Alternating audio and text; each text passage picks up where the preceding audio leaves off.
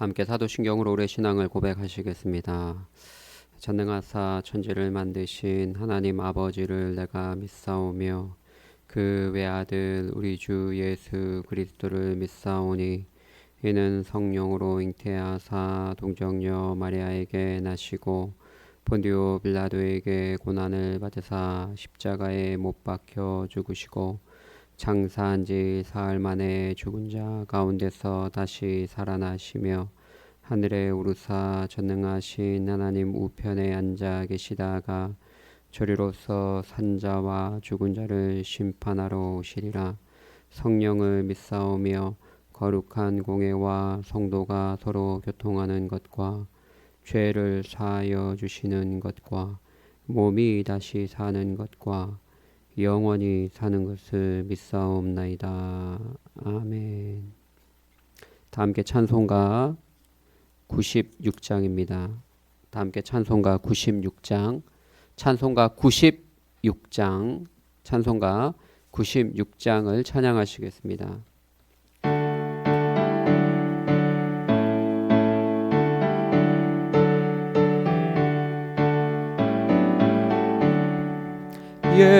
예수님은 누구신가?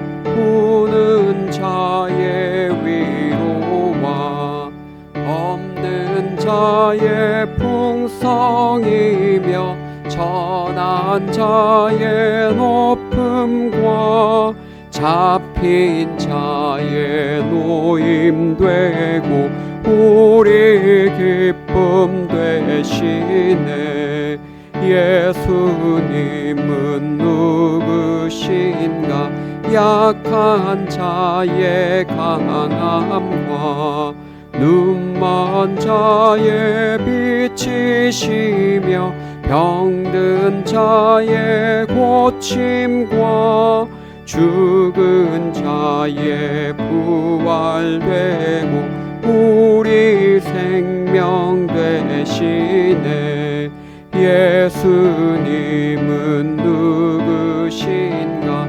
주한 자의 정함과 죽을 자의 생명이며 죄인들의 중보와 멸망자의 구원되고 우리 평화 되시네. 예수님은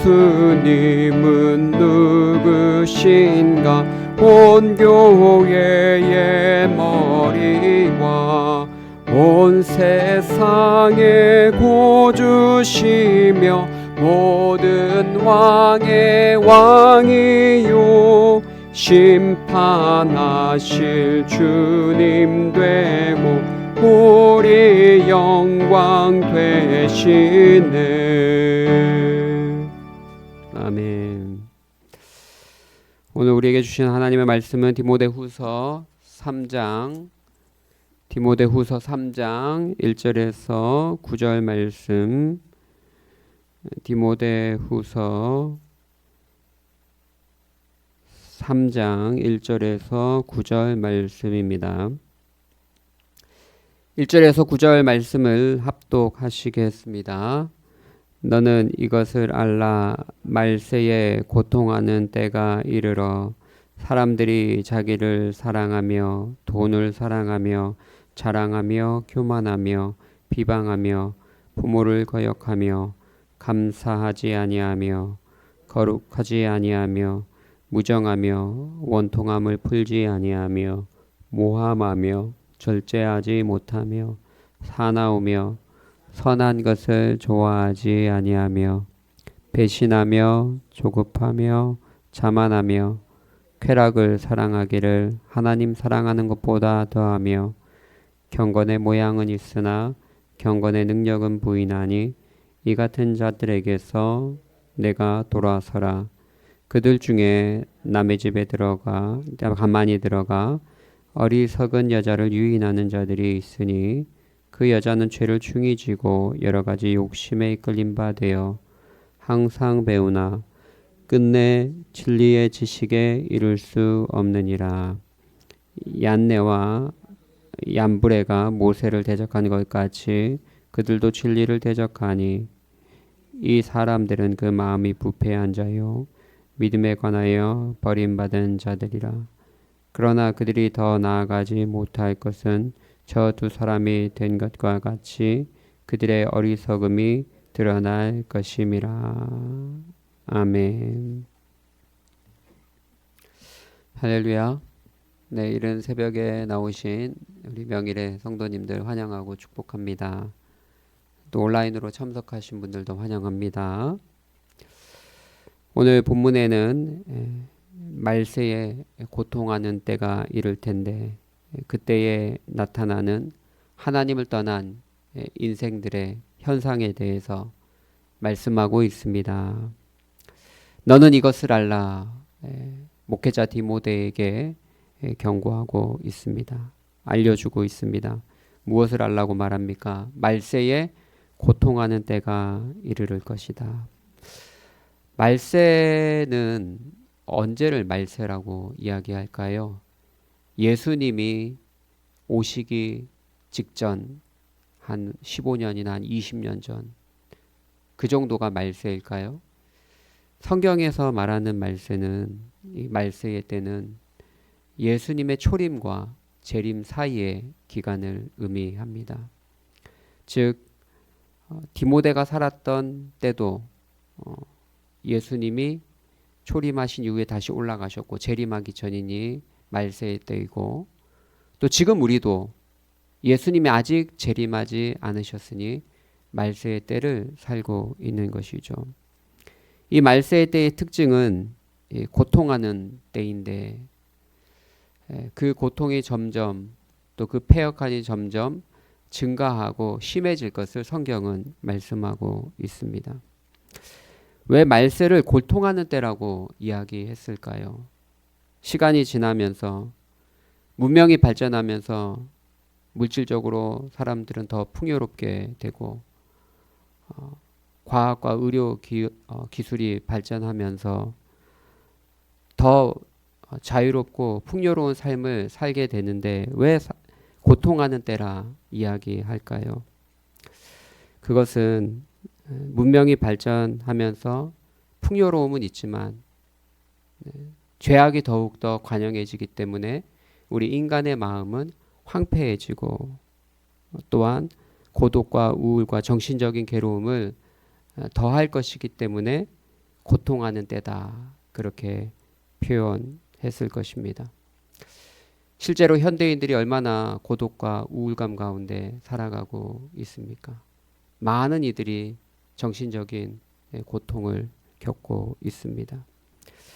말세에 하나님을 등지고 사는 인생들의 특징이 무엇일까요?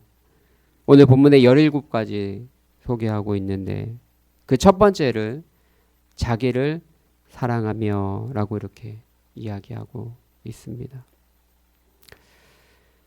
과거에는 그래도 부모들이 자기 먹을 것이 있으면 자기는 못 먹어도 자녀들에게 먼저 주었는데 이제 시대가 자기중심적인 시대가 되었습니다. 자녀들조차도 자기가 먼저고 자녀는 다음이 되는 그런 시대가 되었습니다. 몇 년 전에 우리나라에서 있었던 일인데 젊은 부부가 게임을 하니라고 자녀를 제대로 먹이지 못해서 죽은 그런 사례도 있지 않았습니까? 자기 자신만 챙기고 자녀도 돌보지 않는 그런 시대를 우리는 살아가고 있습니다. 돈을 사랑하며 두말할 필요가 없습니다. 돈을 얼마나 사랑하는지 돈 때문에 부모 형제도 죽이는 그런 시대를 우리는 살아가고 있습니다. 자랑하며 여러분 오늘날 SNS 올리는 것 다 자랑질 아닙니까? 알고 보면 그죠? 다 자랑하는 것 아닙니까? 그것이 미덕이 되었습니다. 명품 산 거 올리고 뭐 한 거 올리고 패션 올리고 그것이 미덕이 될 정도로 안 하면 뒤처지는 것으로 여겨지고 있습니다. 교만하며 비방하며 부모를 거역하며 특별히 권위가 무너졌습니다.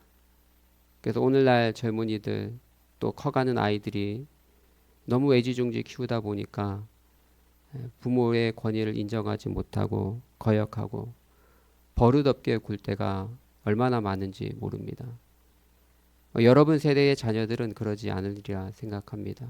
근데 우리 세대의 자녀들만 되어도 순간순간 버릇없게 굴 때가 너무나 많습니다. 둘째, 셋째는 안 그러는데 첫째가 중2가 되니까 가끔 좀 화나게 할 때가 있더라고요. 너무 버릇없게 말할 때가.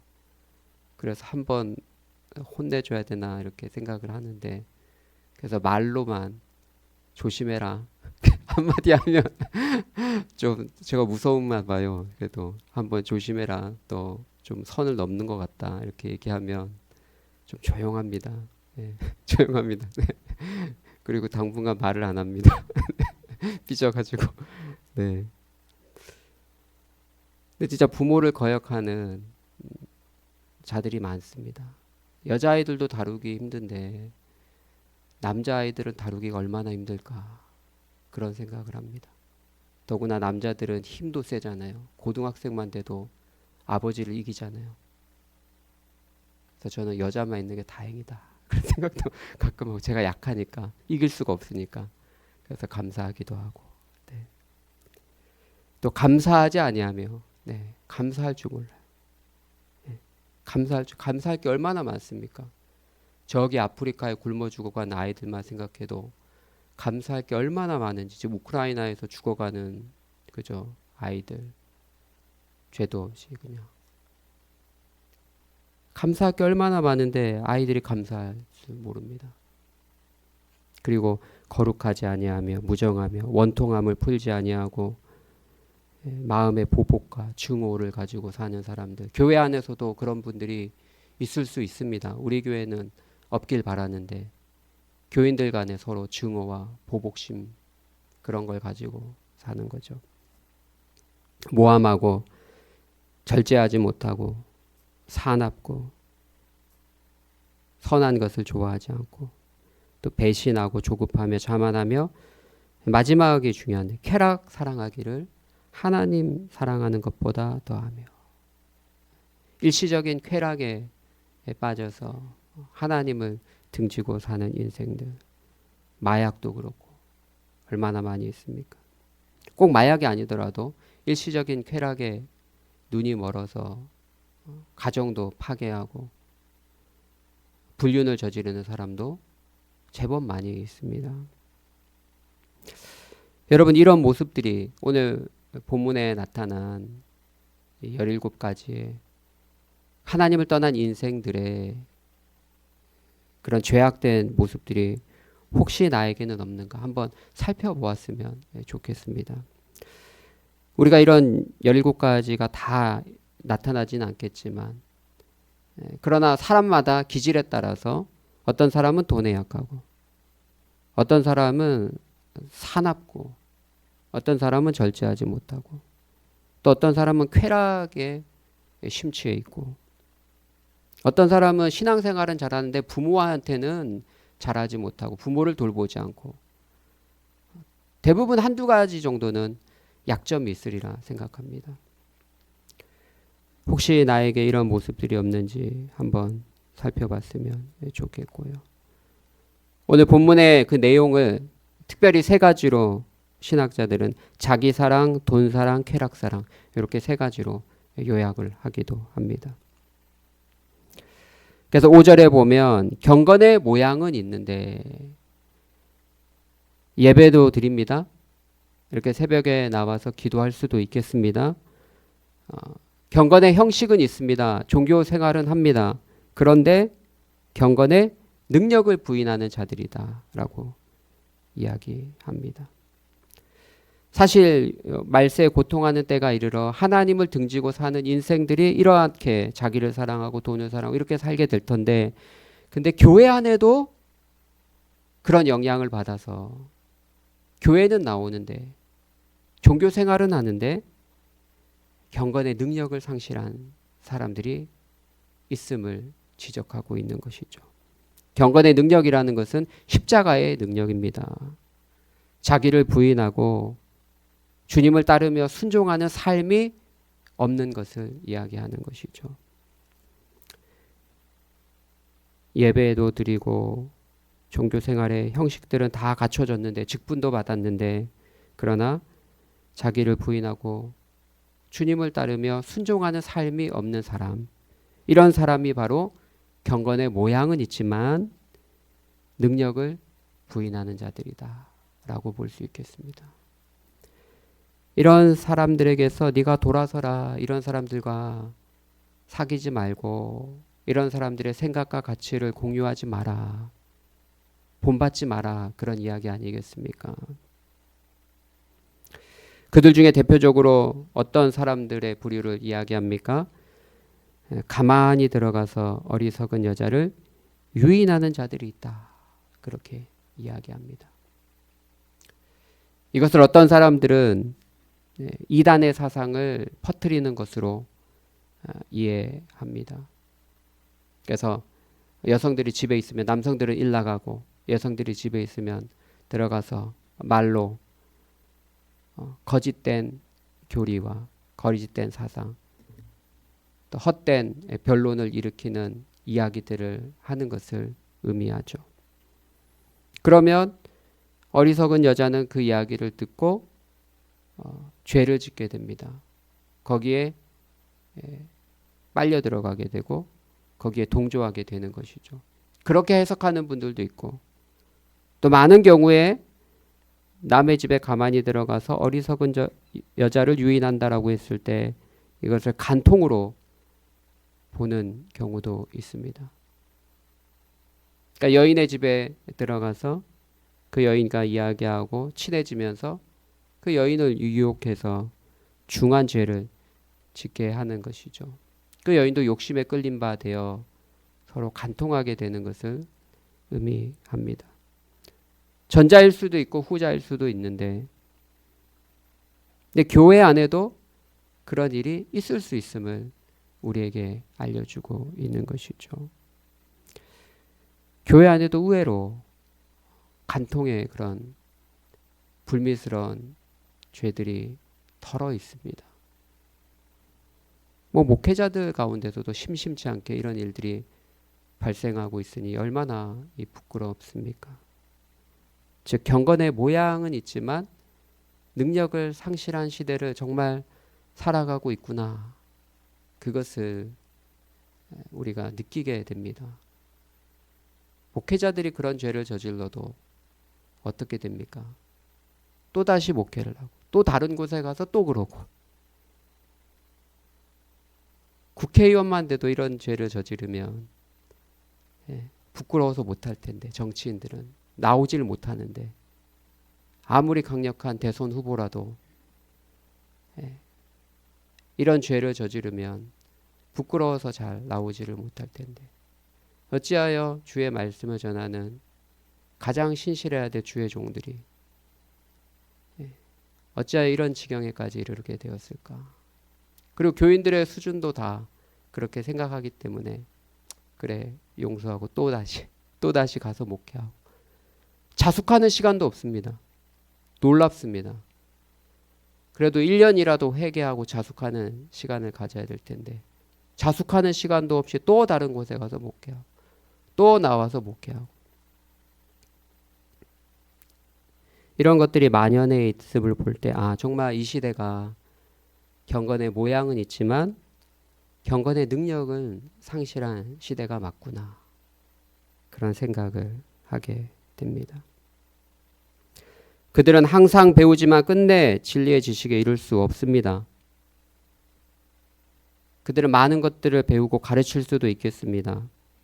이 성경 지식에 대해서는 지적으로는 누가 뭘 얘기했고, 초대 교부 누가 뭘 얘기했고, 칼빈에 의하면 뭐가 어떻고, 우리 개혁주의 신학은 뭐가 어떻고, 강단에서 그런 이야기들을 쏟아낼 수 있지만, 많은 것들을 배우고 가르칠 수는 있지만, 그러나 진리의 지식에는 이를 수 없습니다. 진리의 지식은 머리로만, 정보로만 얻어지는 것이 아닙니다. 경건의 삶으로 체험되는 것이죠. 하나님을 안다라고 했을 때 이 야다, 안다라는 것은 정보적인 지식이 아닙니다. 체험적인 인격적인 지식이라는 것을 여러분 알 것입니다. 남자와 여자가 성적으로 여자가 남자를 알 때 그런 뜻을 가지고 있습니다. 저도 도널드 트럼프를 알고 있습니다. 조사하면 그가 어디 대학 나왔고 그가 어떻게 살아왔는지 이야기는 할 수 있습니다. 그러나 그런 거는 진짜 진정한 알림이 아니죠. 정보에 불과하고 그와 이야기를 나누고 그와 함께 차도 마시고 어린 시절도 보내고 그랬다면 정말 그를 안다라고 볼 수 있겠죠. 진정한 경건의 지식, 진정한 참된 지식은 예수님을 인격적으로 체험적으로 알아야 합니다. 그래야 진리의 지식에 이를 수 있는 것이죠.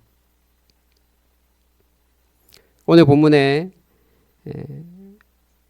경건의 모양은 있었지만 비슷하게 기독교 사역자인 것처럼 보였지만 그렇지 않았던, 하나님의 능력을 비슷하게 행했지만 거짓 선지자였던 사람들을 소개합니다. 얀네와 얀브레입니다. 얀네와 얀브레는 사실은 우리 성경에는 이름이 등장하지 않습니다. 출애굽기 7장 11절에 보면 모세가 바로 앞에서 지팡이를 뱀으로 바꾸거든요. 어떤 이적을 보여달라고 하니까 하나님이 지팡이를 던져라. 그러니까 뱀이 된단 말이죠. 그때에 애굽의 마술사들도 와서 비슷한 일을 행했다고 이야기합니다. 비슷한 일을 행했지만 놀랍게도 모세가 만든 뱀이, 모세의 지팡이에서 변형된 뱀이 그 마술사의 뱀을 삼켜버렸죠. 그것을 통해서 그들이 가짜고 모세가 진짜 하나님의 능력을 행하는 자임을 드러나게 됩니다. 그런데 그 마술사의 이름이 우리 정경에는 기록이 되어 있지 않는데 유대교 탈군 문헌에는 기록이 되어 있습니다. 유대인들이 보는 탈군 문헌에는 얀네와 얀브레라고 기록이 되어 있습니다. 그래서 그것을 유대교 문헌에 익숙했기 때문에 바울은 그래서 얀네와 얀브레다 이렇게 이름까지 기록을 했던 것이죠. 얀네와 얀브레가 모세를 대적했습니다. 모세가 하나님의 능력을 덧입어서 기적을 행할 때에 그들도 인간적인 주술과 마술을 써서 비슷하게 했다는 것이죠. 비슷한 것 같지만 그들은 참 사역자가 아니었던 것이죠. 오늘날도 마찬가지라는 거예요. 비슷하게 사역하고 비슷하게 능력을 행하는 것처럼 보이지만 경건의 모양은 있지만 참 사역자는 아니다라는 거예요. 모세는 가시떨기 나무에서 하나님을 체험했고 소명을 받은 자들이고 그들은 인간적으로 마법을 배워서 한 것이고 다르다는 것이죠. 오늘날도 마찬가지일 것입니다. 교회 안에 참 신자인 것 같지만 비슷한데 경건의 모양은 있는데 11조도 드리고 직분도 받고 괜찮은 사람 같은데 그러나 그의 삶을 파서 들어가 보면 경건의 능력이 없는, 십자가의 능력이 없는, 자기를 부인하고 하나님 말씀에 순종하는 삶이 없는 그런 헛된 사람들, 유사 그리스도인들이 있다. 또 유사 사역자들도 있음을 말씀해 주고 있는 것입니다. 오늘 주신 말씀을 마음에 잘 새겨서 내게 경건의 모양만 있는 것은 아닌가. 우리가 돌이켜 우리 삶을 회개하고 경건의 능력을 회복하는 믿음의 백성들 되시기를 예수님의 이름으로 축복합니다. 하나님 아버지, 말세에 고통하는 때에 하나님을 등지고 사는 어리석은 인생들의 특징들이 우리의 삶 가운데 없는지 살펴보게 됩니다. 혹여나 이러한 현상들이 우리의 삶에 지배적으로 나타나고 있다면 우리가 회개하고 주님께로 돌이키기를 원합니다. 우리의 죄악을 용서하여 주시고 십자가의 보혈로 정케하여 주옵소서. 경건의 모양만 갖춘 자 되지 않게 하여 주시고 말씀에 순종함으로 경건의 능력을 갖추는 믿음의 성도들 되게 하여 주옵소서. 감사하며 예수님의 이름으로 기도하옵나이다. 아멘. 다 함께 주기도문 하시겠습니다.